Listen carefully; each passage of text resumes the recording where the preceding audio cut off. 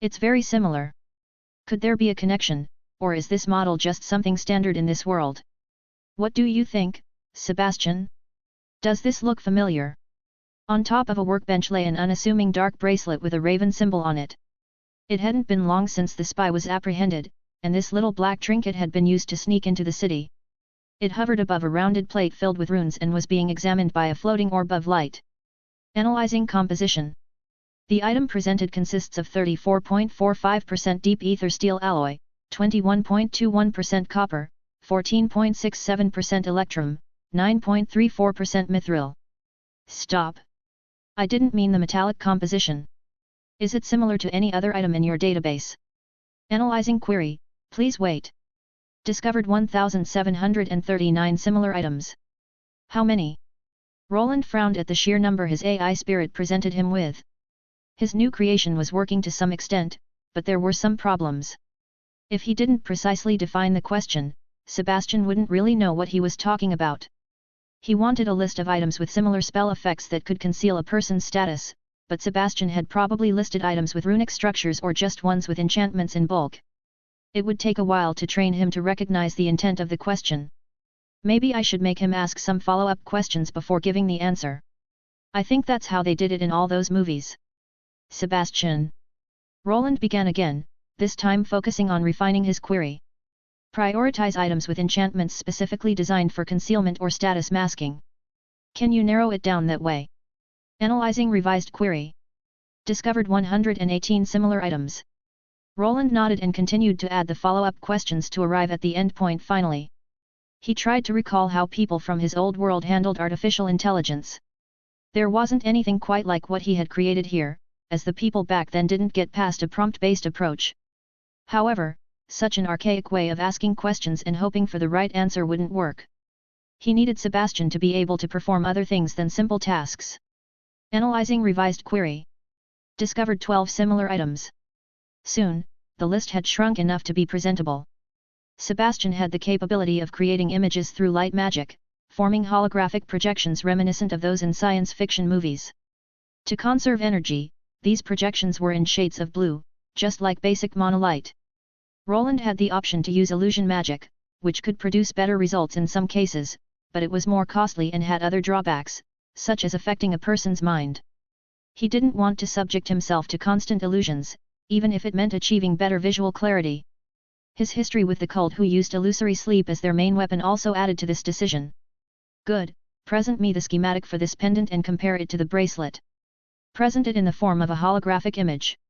He aimed to compare the raven-owned bracelet to the pendant he received from his old acquaintance in Edelgard. The two were quite similar in their functionality and runic structure.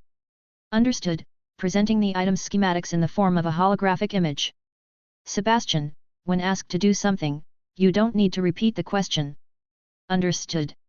Once the two schematics were displayed side by side, he could clearly see some similar points.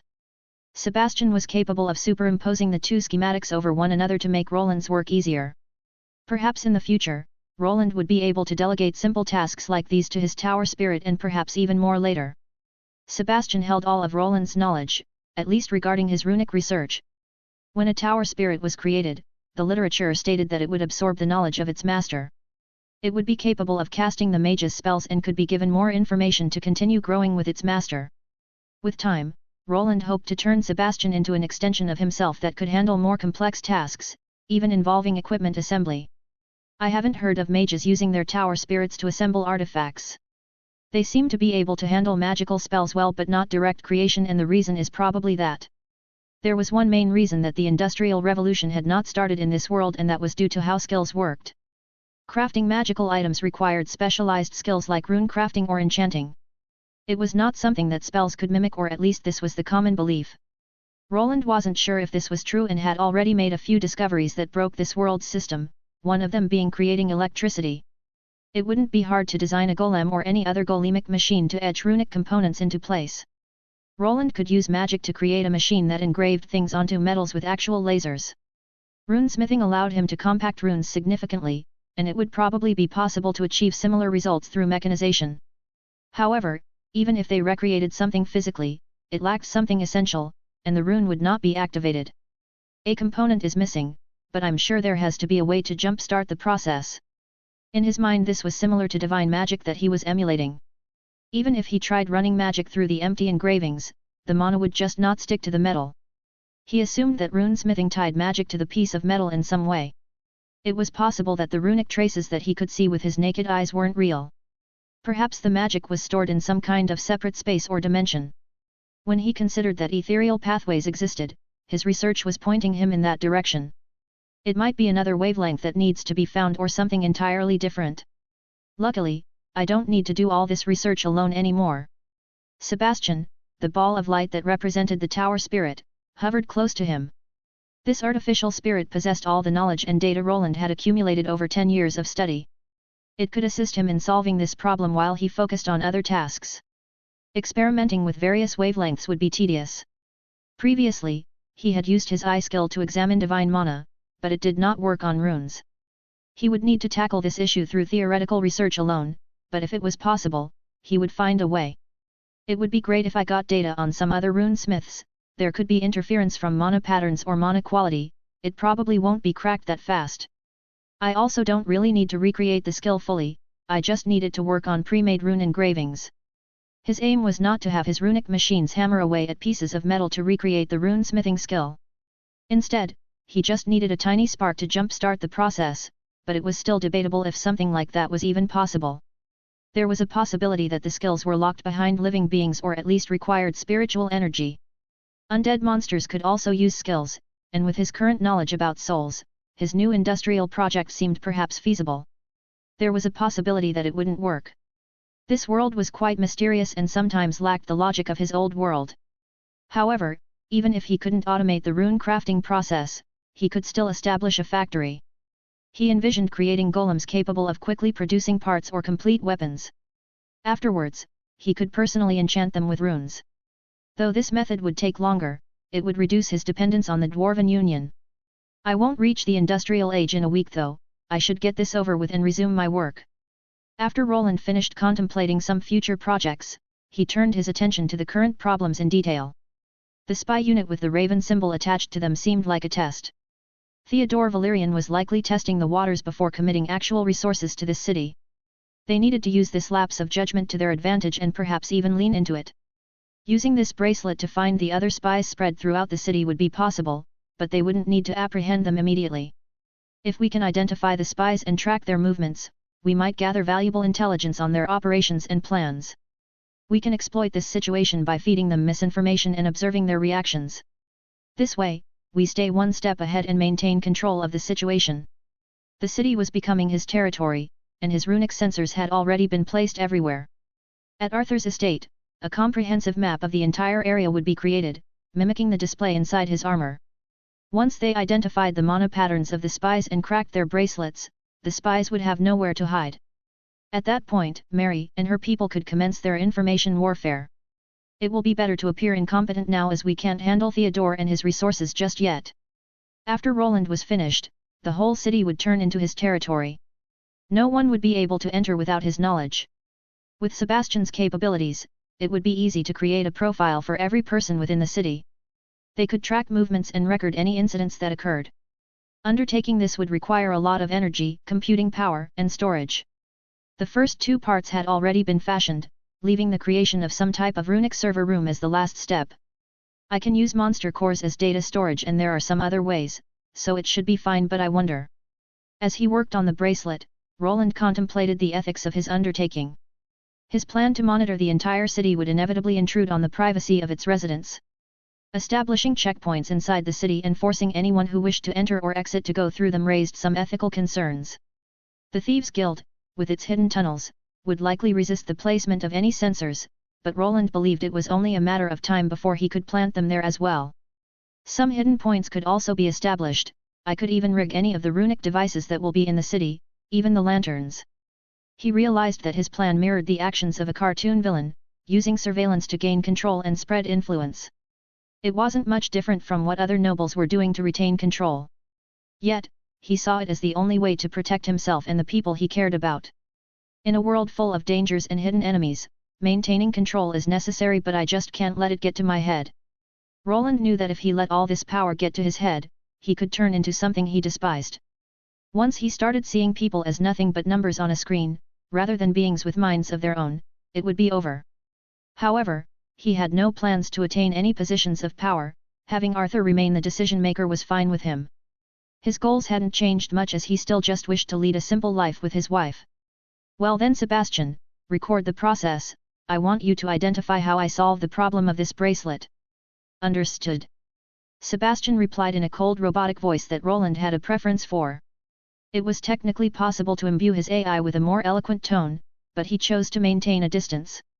He wanted to ensure it remained a tool of his making, devoid of real thoughts and feelings. Roland wasn't seeking new companionship as he preferred the artificial spirit to stay cold and purely calculative. The bracelet wasn't difficult to decipher, and he had studied its enchantment extensively. Thanks to constantly exploring similar artifacts, he quickly developed a functional program within a few hours. Once integrated into the city's checkpoints and connected to his runic network, the bracelet would become easily detectable. Individuals wearing it would be marked on the map, and their movements recorded. Then, whenever they approached another sensor, a warning would be triggered. That should do it, I can leave the implementation of the runes to the Union. Now then, what's next? Would you like to hear the priority list again? Yeah, sure, go ahead Sebastian. As Roland was contemplating his next move, Sebastian interrupted. He had previously made a list of things to do and given them some weight. His spirit butler was capable of taking down his notes and reminding him of what he should do next quite well. First, test the teleportation connection with the Institute. Second, decipher the bracelet tied to the spy. Third, contact Lucienne again. Fourth, restore runic armor to full functionality or assemble an upgraded variant. Fifth. That's enough Sebastian, also next time, remove points from the list after they have been completed. Understood. After Roland replied, the second point vanished from the list since he had already completed it. He still needed to test the teleporting gate, but all tests indicated it wouldn't be a problem. Contacting Lucienne at this time seemed pointless, as she likely had no further updates to report, leaving him to focus on his armor. His rune mark the first armor set had sustained damage during his journey to the Institute and back. It needed to be either restored or replaced and he wasn't sure how to tackle this problem. Besides spatial rune improvements, there isn't that much more I can do to this suit. He examined the armor parts lying on the bench. There were a few minor upgrades he could make, but nothing too extensive. With only a week left until his scheduled departure, he needed to prepare himself for potential trouble. It was possible he wouldn't have access to the Institute's teleportation gate again upon his return. There were numerous factors he needed to consider, and not have enough time to tinker with everything. Now that I have better spatial technology I can prepare more replacement parts, or should I consider the possibility of a more modular armor? Roland contemplated as he examined nearby schematics. His knowledge of runes had advanced considerably, and his skills had improved. He realized he could create a thinner piece of armor with the same capabilities as the old one. Upgrading his cubes into more complex shapes was also feasible. The cube's ability to hover and generate spell effects was invaluable. With their assistance, he aimed to minimize the deterioration of his own armor which would allow it to last even longer. If I use these parts as a basis and melt it down, it should be enough. After deliberating for a moment he had made a decision. While he would be cutting it close, the time to make a new suit of armor had come. Repairing old runes that had been restored with the help of his skills would damage the frame even more. There was no point to it if he could just melt it all down and recreate it from scratch. While some material would be lost, the rune mark II would have a sleeker design. Instead of using that shield, I should also design a proper levitating platform, something that is at least slightly aerodynamic. When he was soaring through the skies he noticed a lot of wing pushing into him. The armor he was preparing could be given some adjustments to account for strong winds or he could put a persistent enchantment on the levitation platform that performed a similar task. All this and more he wanted to get done before his departure and it was time to get to work. First, he headed over to the smelting chamber but once he got there, someone was already waiting for him. Hey boss, need some help? Is there something wrong with the prosthesis? No, it's working fine, even better than fine. Oh? So why are you here? What do you mean? I'm here to work. It looks like you're up to something, let me help boss. Roland glanced at the Bernier standing before him, his eyes bright with enthusiasm. His assistant had not been able to properly work for quite some time now and he was obviously eager to contribute. Roland couldn't help but smile at Bernier's enthusiasm but also be apprehensive about letting him go back to work this quickly. Even if I tell you not to, you're still going to work, won't you? You know me well, boss. I've even practiced back home, my hammer has never swung better. Alright, Bernier. I'm working on a new armor design. We need to melt down the old one and start fresh. I'll need your help with the smelting process and then with assembling the new pieces. Roland explained his plan while Bernier's eyes shone with even more eagerness. It was better to keep an eye on him now and have Sebastian examine the prosthesis here rather than let his assistant overwork himself at the forge in the city. Soon, the two craftsmen were hammering away, the rhythm of metal striking metal a symphony to their ears. Master, Master Brovia. Master. What d'ya want? A rather annoyed-looking female dwarf glared at one of her apprentices, who had continuously shouted in her direction while she was trying to peacefully examine some ridiculous-looking schematics. The human runesmith had returned to the city, and with him came a flood of strange plans and runic devices. Whenever he ordered something from her, she could be assured it would be mind-boggling and strange. However, it was always an opportunity to learn something new, and the city he was outfitting with these peculiar runic machines was beginning to turn into something special. It's the runesmith's apprentice, he has come wearing something fascinating. Fascinating? Do you mean that golem arm he was using? I wouldn't call it fascinating. No, you don't understand, this one is different, it looks like a finished product and it seems to produce flawless movement, it's as if the arm is part of him. Part of him? Brovia raised her eyebrow and placed the schematic she was going through down on the table. Her apprentice seemed quite ecstatic for some reason, but it wasn't anything new. Ever since they came to this city they had been surprised by some of the humans' inventions. The runic batteries were something that could already change the world and the geothermal generator he had designed was the same. She knew by this point that this man was an eccentric genius and that it was a great decision to come here. I guess I'll go see it then, but if this isn't worthwhile, you'll be in charge of cleaning the workshop for a week. Master Brovia, but you won't regret it. The dwarven runesmith apprentice replied eagerly, clearly confident that his discovery would impress his boss. The older woman sighed but couldn't suppress a hint of curiosity as she followed her apprentice to the workshop area. The younger dwarf's enthusiasm was contagious, and she wondered what Roland's assistant could have brought this time. It was known to her that he was using some sort of replacement limb as she was the one to provide him with the golem limb schematics. She knew that the man was up to something, but could it really be better than tested dwarven technology from their ancestors? Upon arriving, she immediately spotted Bernier, who was enthusiastically demonstrating his new prosthetic arm to a small group of onlookers. Brovia pushed through the crowd for a closer look. As soon as she laid eyes on the arm, she realized why her apprentice had been so excited. The arm was a masterpiece. Unlike the rough, functional golem arm Bernier had used before, this one had a sleek, almost natural look. The model resembled the one she gave to Roland, but it had been fashioned with mithril. It moved with an uncanny fluidity, mimicking the motions of a real arm with precision. Bernier's fingers flexed and curled with ease, each movement smooth and controlled. The surface of the arm had intricate runic engravings that glowed faintly.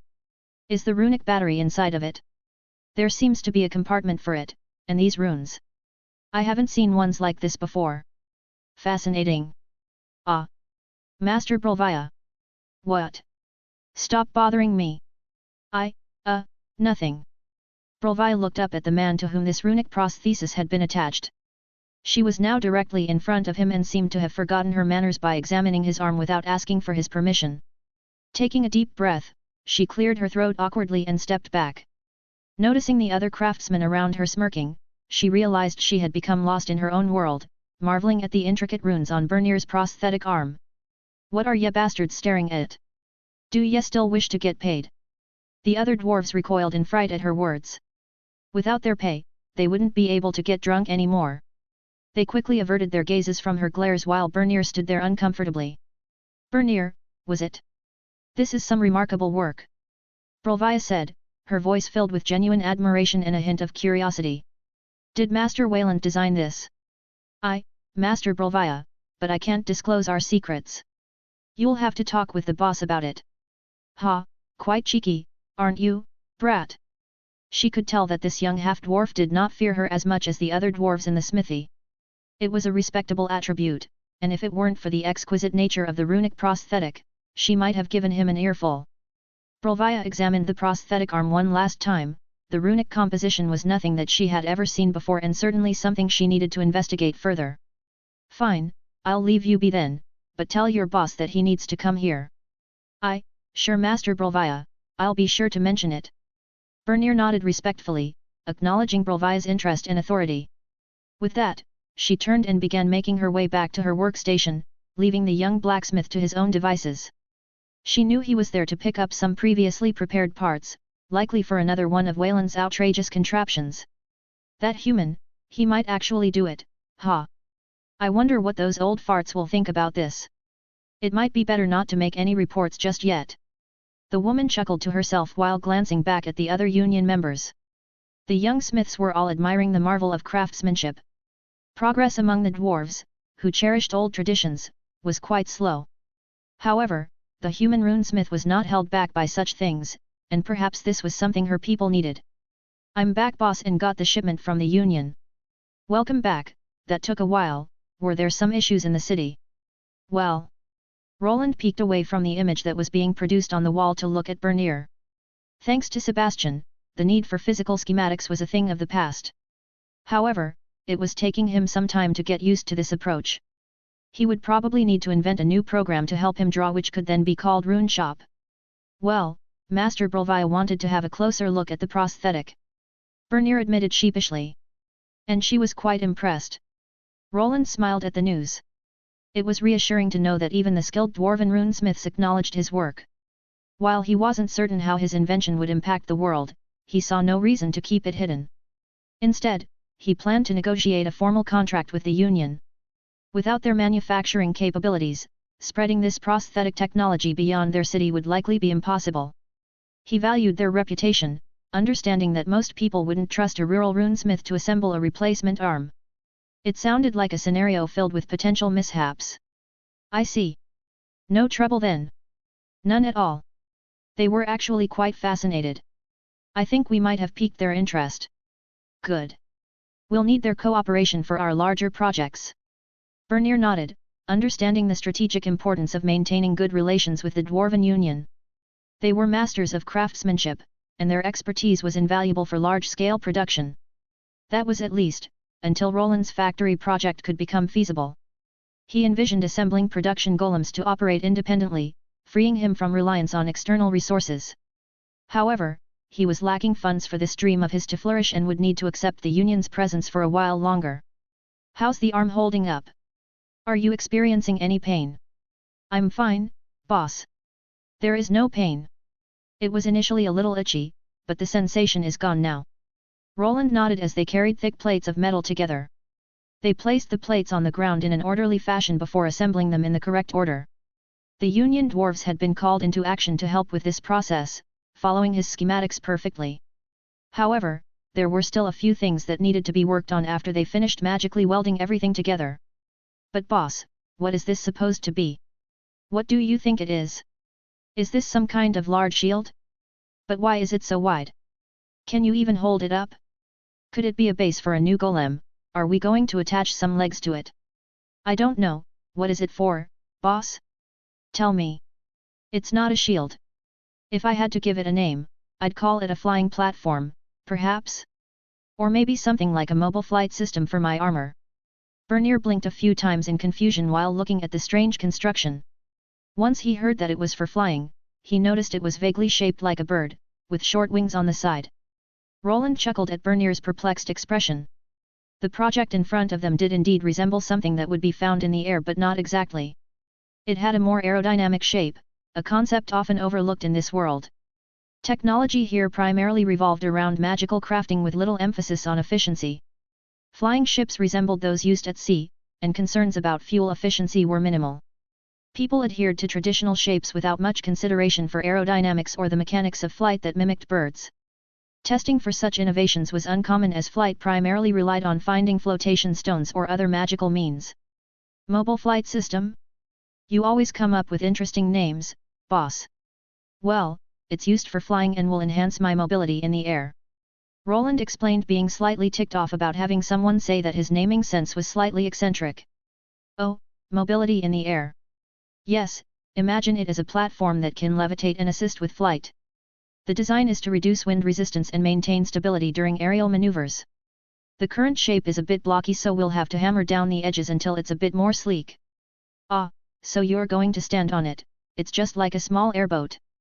I guess, it's something like that. Maybe I should just call it a rune glider. Oh, that one isn't half bad. It glides on the winds and is created with runes. He wasn't sure why people persisted in designing flying vessels that resembled boats, but he hoped that once his invention gained traction, they would recognize the flaws in their approach. His design drew inspiration from something popular in his world, old stealth aircraft bombers. It featured a flat triangular body with secure foot locks, designed to conserve mana charges and ensure stability even if he passed out. Roland was adamant about not relying solely on spells that required him to be conscious. If I ever pass out, I need it to hold me there even if it tips to the other side. Soon, the two were immersed in their work. Roland focused on rounding the edges to observe the aerodynamic response to the shape change. Setting up a wind tunnel with simple magic was straightforward. Once the smoke was produced and blown toward the assembled metallic glider, it started to react. The smoke slipped smoothly over the smoothed surfaces at some points, while at others, it revealed distortions that needed correction. Roland wasn't aiming for perfection, as this thing needed to be done within a day or two. There were other projects he needed to finish while his armor parts were going through the smelting process.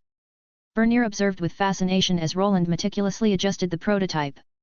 The project was intriguing but not as revolutionary as the runic prosthesis that he was working with. This whole project was a great test for this limb, and as it stood, it was passing with flying colors. Initially, Roland observed that Bernier was conserving his strength while working with the hammer. It took 2 or 3 blows to achieve what usually required only 1. However, as they continued working, Bernier's skills gradually returned to their usual proficiency, and soon there was little noticeable difference. Roland acknowledged that his assistant was a superior artisan, and it became evident that the artificial hand would enable Bernier to perform his duties just as effectively as before. The two worked together just as they had in the past, and there was something cathartic about it. As they labored, memories of their early days building the smithy flooded back. One was a strange newcomer to this world, seeking escape from everyone and everything. The other was searching for purpose in a world where he faced discrimination. Over time, they found themselves and supported each other in improving their lives. Eventually, they arrived at this point, both now respected figures whose achievements could not be denied by others. Roland's reputation as a skilled runesmith continued to soar, and he uplifted everyone around him. Some were just beginning to realize his greatness, while others had recognized it from the start. His growing influence attracted attention from all quarters, some of which he hoped to avoid. Yet, there was no turning back now. He needed to forge ahead and elevate himself as much as possible before anyone could hold him back. I think that should do it. Try it now, boss. Yes, this feels much more stable than before. The two craftsmen continued their work late into the night, and now one of them hovered in the air. Bernier's feet were securely locked in place on the levitating rune glider. It was made from enhanced ether deep steel, a material Roland had in surplus. The thick plates ensured durability against rune degeneration, making replacement relatively inexpensive and quick to assemble. Thanks to his research at the Institute, Roland no longer worried much about equipment and storage. This allowed him to focus on developing attachments and external equipment parts rather than just improving his armor. With the spatial rune technology he possessed, there was no need to rely solely on physical gear. Even the rune glider could transform into his armor, allowing him to carry it discreetly. He could produce various armaments as needed, and as long as he had metal on hand, he could create a spatial rune to access his inventory.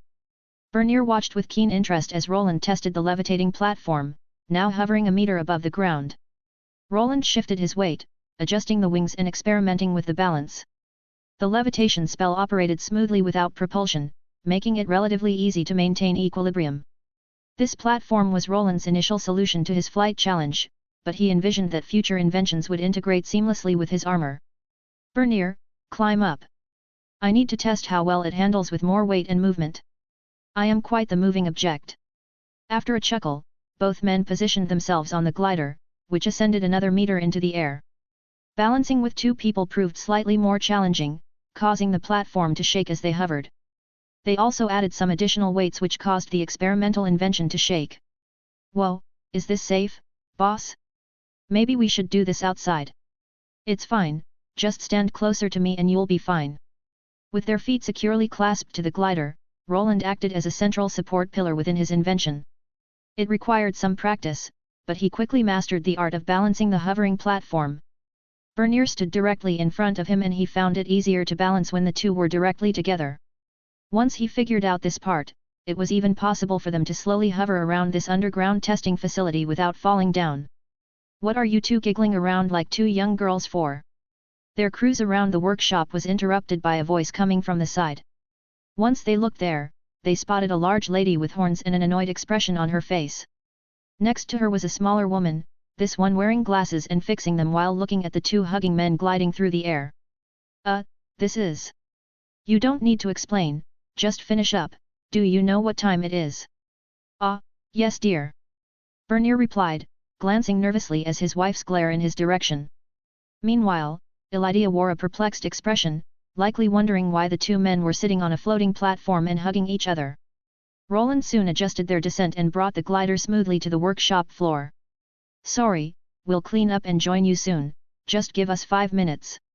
Roland was quick to reply as he had as always, forgotten about the time. Elydia sighed, shaking her head with a slight smile. "Just don't make it a habit to lose track of time, but I suppose, it's already too late for that. Dinner's been ready for a while now." Roland and Bernier nodded sheepishly. They quickly dismounted from the glider and began tidying up the workspace. After securing the tools and ensuring the glider was properly stored, they left the workshop. Work was progressing smoothly and soon the time for another visit at the institute was fast approaching. "Okay, lower the crucible." Let's do this." A large container filled with molten hot metal was slowly tipped over with the help of clawed grippers.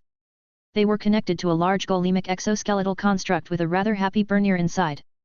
The prosthetic hand moved as if it were his own, allowing him to control this runic machine with ease and precision. The molten metal poured into a large container, and the room was filled with the sharp tang of heated steel and the soft hum of magical energy. Roland watched closely, nodding in approval at Bernier's improved dexterity and control. The prosthetic arm was performing flawlessly, and his assistant was back to his old self. "Excellent work. That is all of it, right?" Boss, but I didn't think we'd be going back to smelting for this one." "There are reasons that this method is slightly better than just using the hammer." The two craftsmen continued their work, now pouring a magically enhanced alloy mixture into a large mold. It looked like a large black stone coffin, but it was a new piece of equipment in his workshop. It was not a casket, nor did it contain any bodies within, instead, it was a giant mold for his second version of the armor that was being created. During his stay at the institute, Roland had gone through many magical books that could aid him in crafting his runic inventions. Luckily, the runic department had quite a few research papers on alloys and how to improve them.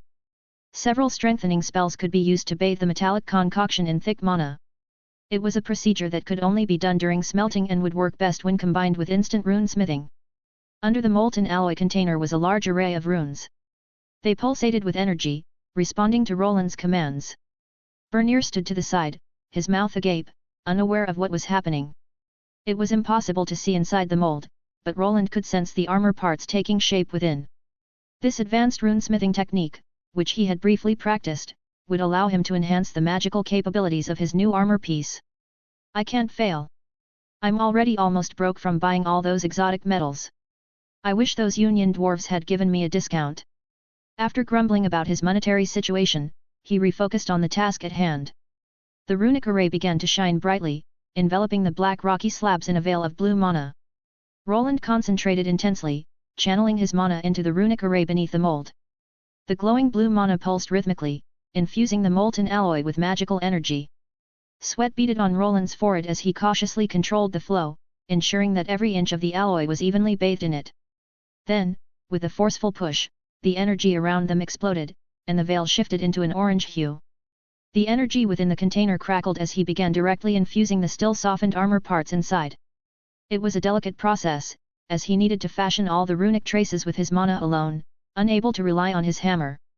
However, the current alloy softness made something previously impossible now feasible. The tiny runic traces started filling out the metallic plates inside as he shaped them with his magical force. Roland's eyes remained fixed on the process, his focus unwavering. This method of enchanting the alloy during the smelting process was both risky and complex, but with high risks came great rewards. Once the metal set, his armor would be ready for field testing, and all the runic structures would be in place. The biggest downside of this method was how straining it was on his senses. The overwhelming amount of mana he needed to use was quite staggering, and he would not have been able to do this without the new geothermal generator's aid.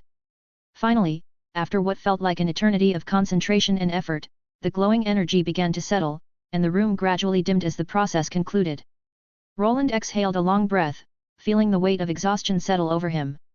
He leaned back, taking a moment to gather himself before turning his attention back to Bernier, who was still watching with wide-eyed fascination. "That was something else, boss," Bernier said, shaking his head in disbelief. The whole process took almost an hour and could have failed at any moment. The books in the library, along with the knowledge of the Union, pointed out that this technique was supposed to be performed by a whole team of runesmiths and never alone. Only thanks to his multiple minds trait had it become feasible for Roland. Now they just needed to add the finishing touches to this new armor set before it was complete. "Yes, but it's not over yet. We need to let it cool down properly. We'll have to smooth out a few corners, but that should be it. Then we still need to assemble the parts together, but that should be it."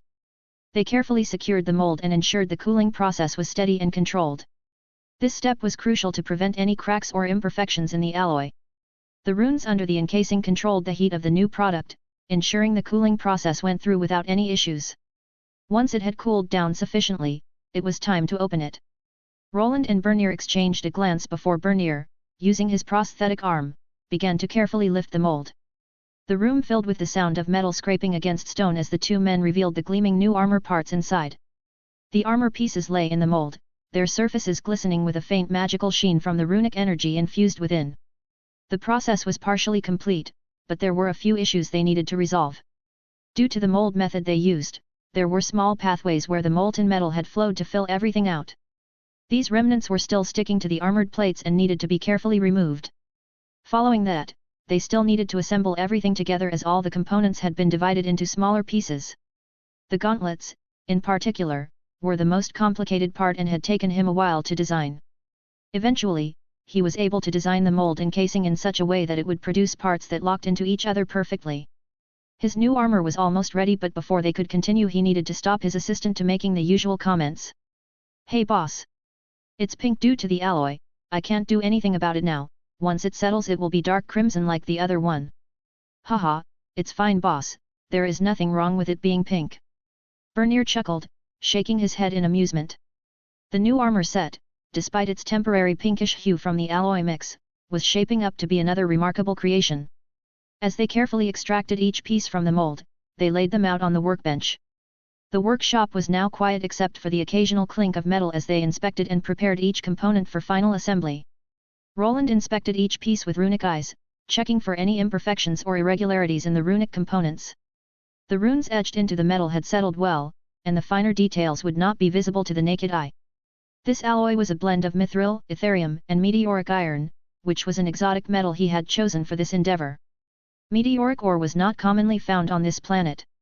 As its name suggested, it was discovered following a meteor impact, making it a rare find. It was a rare occurrence, but from time to time, meteoric ore could be discovered after meteor showers. It was on the same tier as mithril but had some additional perks, like enhancing magical and aura attacks of the items it was produced with. This would grant his lighter armor a buff to all of his spells, without lowering the durability. With Bernier's assistance, they meticulously assembled each piece, ensuring a flawless fit and reinforcing the runic enchantments woven into the alloy. The rough edges were sawed off and the surface smoothed out with the help of some runic power tools that Roland had previously fashioned. All the parts were designed to avoid damaging the runic traces, and the metal in itself was quite sturdy, making damaging it improbable. Once assembled, the armor exuded a subtle, magical aura, its surfaces reflecting the dim light with a lustrous sheen. Roland ran his fingers over the intricate runes, feeling the power thrum beneath his touch. For a moment, he waited for something, and just like before, he was not disappointed with his work. "Congratulations on creating a unique armor set, please give it a name." "There it is," had me worried for a moment. When making his previous suit of armor, he had been granted a bonus after completion, and this time it was the same. He had researched this phenomenon thoroughly and found that creating a runic set requiring all pieces to be connected triggered the set bonus. This time, he didn't wait long and pronounced the name while trying to ignore Bernier, who was wondering why Roland was mumbling to himself. Let's go with Rune Mark II. Registering the name Rune Mark II. Soon after getting the message, he took the main helmet and inspected it. The armor was somewhat thinner, which lowered its durability but not greatly. What was interesting were the other bonuses and that it retained the armor rating of the previous model while being thinner. Name: Rune Mark II Helmet. Classification: Unique Plus. Durability: 85/85. Armor rating: B. Set bonus: 2, plus 12 intelligence. 4, plus 12 willpower. 6, plus all runic spells deal 10% more damage. A unique with a plus next to it. He was a bit disappointed by the classification as he hoped to create an armor that went a tier above. However, the plus sign implied that it was better than his previously designed bulky creation. The set gave him more flat stats but exchanged endurance with willpower, and his spells would be doing even more magical damage than before. If he combined this set bonus with the new, better alloy, he assumed that his true casting potential was closer to 15 or 20% better than the older suit. Alright, barely made it in time. Bernier, while I test it, why don't you prepare the gate? Sebastian should be able to get you through. Sure thing, that orb is quite handy, but about that cat. Arian? Did he say something? Not really, but he was a lot more interested in what you call it, artificial spirit? Then he couldn't stop blabbing and asking questions about my arm. That sounds like him, just ignore him, he'll tire himself out eventually, just get things ready and I'll be there in a bit. Sure thing boss. Bernier chuckled as he nodded before heading towards the gate chamber. Before Roland could use it, they needed to perform a few tests, and his assistant would need to contact Arian at the institute. Once that was taken care of, they would initiate the gate and try to transfer some fruit through it. If it arrived intact on the other side, it would then be safe for Roland to travel through. While they were preparing the test, Roland needed to take the new suit for a spin, as his old one no longer existed. The finished armor parts had been left on the workbench. The initial pink coloring had shifted to a somewhat charred crimson, a hue slightly darker than his previous creation, mostly due to the addition of new metals. He could always change the coloring if he wished, but he had grown accustomed to this darkened red. Okay, Bernier is gone. Let's see how it goes. Roland made sure that his assistant wasn't in the room with him, as he found the next part of the process a bit silly. First, he needed to put on his silver grace suit, which luckily didn't need upgrading. Then, he assumed the most optimal position by spreading his legs wide and his arms to the side. With the help of his runic spells, the armor parts came flying towards his body, attaching themselves to each other. His feet remained uncovered initially, as he had to lift them for the sabaton and greave parts to attach. Once assembled, his whole body was covered by the sleeker-looking full-body armor of his Rune Mark II. The armor's sleek design allowed for greater mobility, and the runic enhancements were even better. He moved his arms and legs, testing the range of motion and flexibility. Every movement felt smoother, more natural, and the armor responded as if it were an extension of his own body. With the armor fully equipped, Roland moved around the workshop, testing the range of motion and responsiveness. The lighter construction allowed for greater agility without sacrificing protection. He practiced a few basic combat maneuvers and was impressed by the balance he managed to achieve with this new model. This does feel a lot less restrictive than the other one, although it looks a lot less imposing than the old one. His previous creation gave him a more knightly aura and also increased his size, but it also restricted some of his movement. He decided to design this model with external attachments in mind. If he needed more armor, it didn't need to directly stick to his body. Just like his new runic glider, they could be created to help him tackle each and every problem. Great! He nodded at the success and looked at himself in the mirror to examine his new, more streamlined runic armor. His helmet lacked the larger visor of the old model, which was replaced by smaller eye slits. With a display panel on the inside and his skill that allowed him to see the world as monoparticles, he had options to see without exposing his face to much harm. His shoulder pauldrons were less bulky and more aerodynamic, tapering to a sleeker design that allowed for better airflow. The chest plate featured intricate rune etchings that surrounded an octagonal shape in the middle. This spot housed one of his weapons that could be used as a trump card in the future. It might look a bit out of place around other traditional armor sets. Roland was satisfied with the look and hoped that people would accept it once he was outside. He assumed the previous position again to release the armor pieces back into the air and guided them back onto the workbench they had previously been placed on. This was one of the key features of this armor, it could be removed and reassembled quite easily. If he combined this with his new spatial magic capabilities, it was something that would never leave his side again. As he finished, the door to the workshop creaked open, and Bernier poked his head in, grinning. "The gate's all set, boss. Sebastian said that you wanted to be there during the initial tests. Good. Let's get this over with." They moved to the gate chamber, where a large, intricately designed portal stood. The portal was a marvel of runic engineering, a large circular frame made of enchanted metals, with complex runes etched into every inch of its surface. With his arrival, it pulsed to life with a soft azure glow and cast an ethereal light across the entire chamber. "Everything looks stable, or at least, that's what this here says," Bernier said, glancing at the readouts on a nearby console that Roland had prepared. In the future, he was planning to make these things more accessible to others. Roland nodded, examining the setup in his own way. "All right, let's start with the fruit. Are you ready, Arian?" "Oh joy, did you truly make this in less than a month, my friend?" "Yes, now, please focus." On the nearby holographic display, Arian's feline face was looking at them. His voice sounded ecstatic and his facial expressions showed joy. Of course, I'm ready. Send it over." Roland carefully placed the fruit, a simple apple, onto a metal trolley positioned at the center of the portal. With a nod to Bernier, he initiated the transfer sequence by pushing it forward and through the gate. Once the trolley was partially through the portal, Roland felt a strange pulling force as if someone was yanking it from the other side. As soon as he moved his hands away, the whole thing, apple included, vanished into the gate. Arian's feline eyes widened as the apple materialized on his end, appearing undamaged. "Success! It arrived intact!"